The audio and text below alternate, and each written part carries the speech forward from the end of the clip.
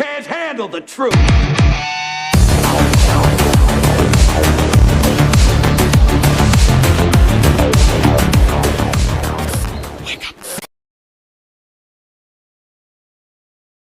En Pologne, où l'onde de choc du scandale Epstein vient de frapper. Le parquet national polonais a officiellement ouvert une enquête pour trafic d'êtres humains. Les enquêteurs se penchent sur des faits troublants qui se seraient déroulés entre 2009 et 2019. Après avoir épluché les documents américains déclassifiés, la justice soupçonne l'existence d'un vaste réseau de recrutement sur son propre sol. Des femmes et 2 jeunes mineures polonaises auraient été appâtées par de fausses promesses d'emploi à l'étranger. La réalité était tout autre, elles auraient ensuite été livrées à un réseau d'exploitation sexuelle. L'heure est à la mobilisation, les autorités appellent d'éventuelles victimes ou témoins à se manifester pour faire éclater la vérité. Et face à l'ampleur internationale du dossier, Varsovie ne compte pas agir seule. La justice s'appuie sur l'entraide européenne, en sollicitant notamment la France et la Suède pour obtenir de nouvelles preuves. Et en parallèle, les autorités américaines ont récemment lancé des fouilles approfondies au Zorro Ranch, l'immense propriété isolée de 3000 hectares ayant appartenu aux criminels sexuels. Cette vaste opération fait suite à la réouverture d'une enquête par le ministère de la Justice du Nouveau-Mexique et à la création d'une commission vérité locale. Les enquêteurs prennent très au sérieux un courriel de 2019 issu du dossier déclassifié d'Epstein. Cet email, rédigé par un ancien employé, affirme que les corps de 2 jeunes filles étrangères auraient été enterrés dans les collines avoisinant le domaine après avoir été étranglés. Parallèlement à ces fouilles glaçantes, de nouvelles victimes présumées se sont manifestées, décrivant des actes d'une horreur absolue. Outre les viols répétés déjà documentés sur le site, ces personnes affirment avoir été droguées et s'être réveillées désorientées au milieu d'équipements médicaux. Leurs récits font état de prélèvements non consentis d'organes sexuels et de sperme. Ces atrocités s'inscriraient dans les délires eugénistes et transhumanistes d'Epstein. Il est en effet de notoriété publique que le milliardaire souhaitait utiliser ce ranch gigantesque comme une base pour inséminer des dizaines de femmes simultanément, dans le but insensé de transmettre son propre ADN à la postérité pour créer une soi-disant super race humaine.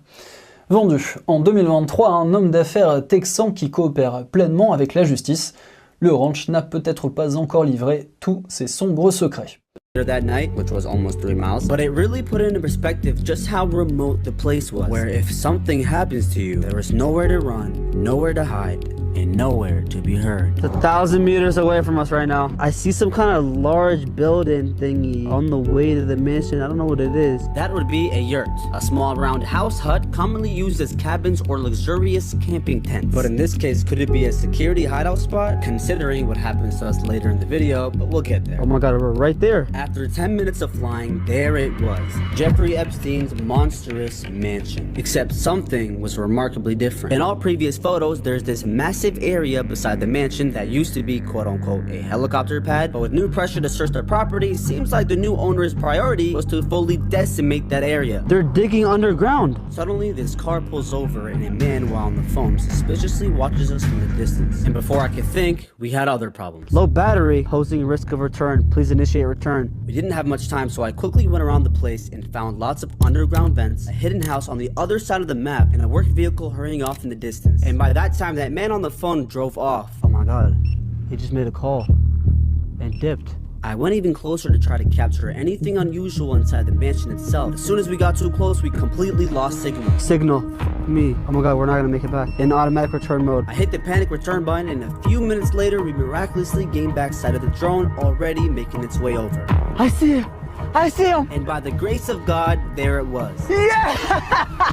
You fucking made it! Oh my god, with 1% left. While packing up, that same guy drove by not only for the 3rd time, but a 4th, where now he wanted to talk. Hello? Nice to meet you. What's going on? Trying to find the ranch. I hear there's a memorial. Yeah, so you don't work for here? No, Promise. I live in El Dorado. That phone call you got on over there? There's supposed to be a double gate right at the entrance to the ranch road, and people are leaving flowers and stuff. So when you were over there on the phone, who are you calling? I was calling Nigel, my friend, on ChatGPT. Oh, you were asking him? Yeah, Where the gate is? yeah. Oh, okay. Well, I'm just trying to make sure, you know. No, I don't. Okay. No. I don't work for him. No. Okay, cool. I just want to, I've got some flowers. Okay, cool. What's your name? I'm Bill. Justin. Nice to meet you. And you are the cameraman. Are you guys from here, Santa Fe? Nah, we came from Texas. Are you interested in, I mean, his ranch has been there for years. Yeah. What do you know about it? Nothing, I've just lived here for 16 years. I used to live right up in the town of Galisteo. Yeah. Have you ever seen anything weird? No? Oh, no. Nothing? No, Okay. I mean, nobody. No one knew. It was so discreet. Attempting to get rid of him, I gave directions of a 30-second drive to the big gates that he so-called missed, also mentioning the memorial already being destroyed. Well, I'm going to go leave these flowers there anyway. Okay, well, you good luck. Who are you filming this for? Just for you, for your own selves? Yeah, just like, you know, when you save like memories for when you're older, you know, stuff like that. Show my kids and stuff one day. But he stayed, and the questions got more suspicious. Anyway, carry on. You guys are from Texas. Where are you from? I'm from Houston. Yeah. How about Yeah. you, young man? Me too. It's a long way from home. Yep. Yes, sir. Well, it's a beautiful part of the country. I used to live in Galisteo, which is about, 10 miles down the road. Have you gone up to Galisteo up there? Wait, so what have you heard about the ranch? Nothing. Nothing? No, just what you read in the paper. Yeah, people leaving flowers and rocks. But you don't know why? Oh, no, I know why. Yeah. Yeah. I mean, we all know why now. The two young ladies that supposedly were there? Well, that's what they said. Yeah, who knows? Anyway, Okay. nice to talk to you guys. Yep. The energy felt so weird, I knew something was up. He is not here for the memorial. He is on our ass. Oh, motherfucker, you not getting me. He was sus, right? I'm not tripping. That wasn't just Dude, me. he asked us where we were from, why we're here, what our names are. Supposedly there's a double gate. Motherfucker, you just went in the gate. You just came out of there. After speculation, I decided to track him down to see if his motives were true, in which he was parked out front of the gate, but not alone. Oh my God, the security's out there. Got a little closer, and that's when he noticed us and went back in his car. He still has the flowers in his hand. Fox News alert: Epstein's money men are finally talking, and we've got the tapes. House Oversight put the pedophile's lawyer and accountant under oath, and suddenly it was see no evil, hear no evil. In the years that I provided outside accounting and bookkeeping services for Jeffrey Epstein, I was not aware of the terrible and unforgivable things that he did to women and girls. That's Epstein's former accountant, Richard Kahn. He saw Epstein every 3 weeks when he was in town. Epstein's lawyer, Darren Indike, says he's innocent too. At any point after you learned about Mr. Epstein's arrest in Florida, did you ever consider quitting your job? With all of the discussion about how the answers, I don't think I did. I drank the Kool-Aid at the time. I think that's the answer, is I drank the Kool-Aid at the time. So Epstein ran a global sex trafficking ring, and his team didn't know anything about it? Bull. They say they were appalled at Epstein's crimes, but didn't ditch him when he got busted. When Mr. Epstein informed you of his legal problems and that he had been with a minor, were you surprised by that fact? Yeah, I was surprised. I didn't fully grasp at the time, nor was I aware of the depth of what actually took place that I later learned as co-executor. But at the time, I unfortunately and regrettably trusted Epstein that this would never happen again, and I decided to stay working for him. Epstein paid these guys millions and millions over the years. Homes, loans. They even helped the lawyer's wife get pregnant. Not in that way.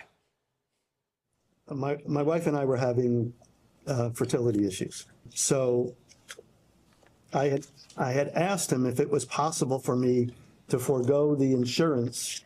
And at that time, his response to me was, absolutely not. You should keep your medical insurance, and I will pay for your infertility treatment. Paying for your lawyer's wife's fertility treatments? Sounds like they were pretty close. So close, Epstein was ready to give the guy $50 million in the will. But I am correct that the trust includes a bequest to you of $50 million. Trust includes a bequest to me for $50 million. Yes, but that, again, that only comes to play if any money is distributed to that trust, and as it stands right now, certainly that amount's not coming to the trust, if anything. Epstein was pretty generous with his fixers, associates. The two guys settled lawsuits, counted money, and somehow the feds ignored them. Were you ever contacted by the Department of Justice or the FBI in connection with the investigation or prosecution of Ghislaine Maxwell in the Southern District of New York?